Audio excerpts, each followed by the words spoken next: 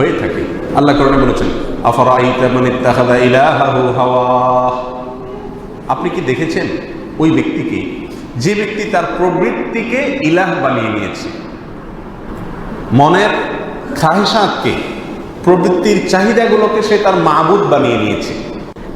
আমরা মনের চাহিদা মেটাবার জন্য অনেক কাজ করি না, অথচ সে কাজ করতে আল্লাহ সুবহানাহু ওয়া তাআলা নিষেধ করেছেন, ঠিক না ভাই? ঠিক। আবার আল্লাহ সুবহানাহু ওয়া তাআলা অনেক কাজ করতে বলেছেন, কিন্তু মন চায় না, তাই সেই কাজ করি না।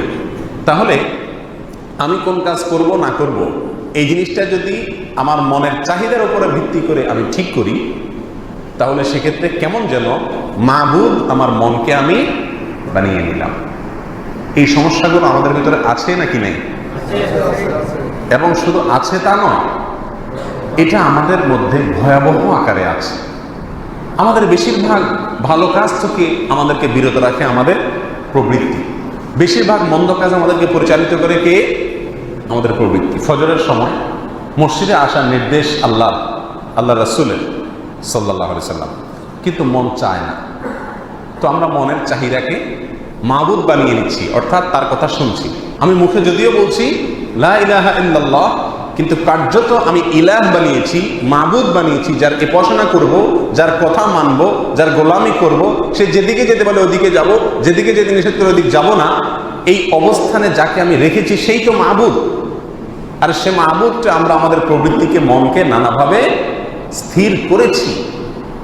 তাহলে শিরক, সেটা বড় শিরক হোক, ছোট শিরক হোক, নানাভাবে বিভিন্ন রূপে আমাদের ভেতরে অবস্থান করছে। আল্লাহ সুবহানাহু ওয়া তাআলা কোরআনে কারীমের ভিতরে বলেছেন, ওয়াল্লাযীনা আমানু আশাদ্দু হুব্বান লিল্লাহ, আর যারা ঈমানদার, যারা সত্যিকারই আল্লাহ সুবহানাহু ওয়া তাআলার প্রতি ঈমান এনেছে, তাদের সবচেয়ে কঠোর ভালোবাসা হবে কার জন্য? আল্লাহর জন্য। সবচেয়ে ভালোবাসবে আল্লাহকে। আমরা কি আমাদের সবচেয়ে ভালোবাসার জায়গাটা আল্লাহকে দিতে পেরেছি? যদি পেরে থাকি তা আলহামদুলিল্লাহ, ঈমান ঠিক আছে। আর যদি না থাকে, বরং আল্লাহ ছাড়া অন্য কারোর ভালোবাসা আমাদের অন্তরে প্রবল হয়, তাহলে বুঝতে হবে আমি এখানে শিরক ফিল হুব করছি, ব্যতিক্রম ধর্মী একটা শিরক। শিরক ফিল হুব মানে হলো ভালোবাসায় শিরক করা। আপনি কিভাবে বুঝবেন আল্লাহর প্রতি যে ভালোবাসা থাকা দরকার সেরকম কঠোরভাবে ভালোবাসা অন্য কারোর প্রতিও আছে কিনা কিভাবে বুঝবেন? যখন কোনো কাজ করা বা না করার ব্যাপারে ডিসিশন নিতে হবে, আপনাকে সিদ্ধান্ত নিতে হবে, তখন আপনি চিন্তা করবেন যে আপনাকে সেই সিদ্ধান্ত গ্রহণ করার ক্ষেত্রে কার ভালোবাসায় প্রভাব ফেলে। যদি আল্লাহর নির্দেশ এটাকে আপনি প্রাধান্য দিতে পারেন, তাহলে বুঝতে হবে আল্লাহ সুবহানাহু ওয়া তাআলা ভালোবাসা আপনার ভিতরে প্রবল আছে। আর ওই ব্যাপারে সিদ্ধান্ত নিতে গিয়ে যদি স্ত্রীর চাহিদা, সন্তানের চাহিদা, পরিবারের চাহিদা, সম্পদের চাহিদা, দুনিয়াবি কোনো চাহিদা, প্রবৃত্তির চাহিদা যদি বাধা হয়ে দাঁড়ায়, আর তার বিপরীতে যদি আল্লাহর সিদ্ধান্ত দেওয়া থাকে, সেক্ষেত্রে আল্লাহর সিদ্ধান্তটা যদি আপনি না মানতে পারেন, গ্রহণ না করতে পারেন, বোঝা যাবে আপনার অন্তরে ভালোবাসার প্রাবল্য যেটা রয়েছে সেটা আল্লাহর ভালোবাসা নয়, বরং অন্য কারো ভালোবাসা এটা প্রাধান্য বিস্তার করে আছে। সম্মানিত উপস্থিতি, এভাবে অনেক প্রকারের শিরক আছে যেগুলো আলোচনা সচরাচর হয় না। ভয়ের ক্ষেত্রেও শিরক আছে। ভয়ের ক্ষেত্রে শিরক কিরকম? আমরা সবচেয়ে বেশি ভয় পাওয়ার কথা কাকে? আল্লাহ সুবহানাহু ওয়া তাআলা। একজন মুমিন তিনি আল্লাহ ছাড়া আর কাউকে ভয় পাওয়ার কথা। সাময়িক ভয় হতে পারে, চূড়ান্তভাবে যার ভয়ে মানুষ একেবারে ভেঙে পড়বে, একেবারে সে ভয়ে সন্ত্রস্ত হয়ে নিরাশ হয়ে যাবে, এরকম কোনো ভয় আল্লাহ ছাড়া আর কোনো ব্যক্তিকে, বস্তুকে কোনো মুমিন পেতে পারে না। যদি আল্লাহ ছাড়া আর কারোর ভয় আপনার ভিতরে প্রাবল্য বিস্তার করে, তাহলে বুঝতে হবে আপনি আশিরকু ফিল খাউফ এ লিপ্ত, অর্থাৎ ভয়ের ক্ষেত্রে শিরক করছেন। আমি কি বুঝাতে পারছি? আল্লাহ কোরআনে কারীমে তার নেককার বান্দাদের কথা বলতে গিয়ে কোরআনে বহু জায়গায় বিষয়টি আলোচনা করেছেন। ওয়ালাম ইয়াখশা ইল্লাল্লাহ, আল্লাহ ছাড়া কাউকে ভয় করেন। হালকা বা সাময়িক ভয় আসতে পারে, কিন্তু তিনি চূড়ান্তভাবে বিশ্বাস করবেন পৃথিবীর কোনো ব্যক্তি, কোনো বস্তু আমার ক্ষতি করতে পারে না। অতএব যদি কোনো ব্যক্তি বা বস্তু আমার বিরুদ্ধে দাঁড়ায়, মুমিন হিসাবে আমার চেষ্টা থাকবে যে আল্লাহ মনে করে সন্তুষ্ট আছেন কিনা সে বিষয়টি নিশ্চিত করা। সেটা যদি নিশ্চিত করা যায়, তাহলে সেক্ষেত্রে অন্য যত বড় শক্তি আমার বিরুদ্ধে দাঁড়াক, আমি ভয়ে বিচলিত হয়ে একেবারে তটস্থ হয়ে সন্ত্রস্ত হয়ে দিশেহারা হয়ে যাওয়ার কথা নয়। আজ আমাদের অবস্থাটা কি?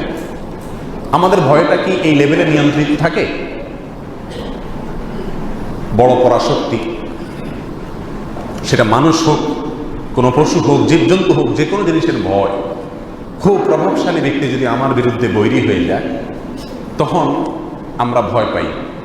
এই ভয়টা এত বেশি হয় যে আমার বোধহয় আর রক্ষা হবে না, ঠিক না বেঠিক?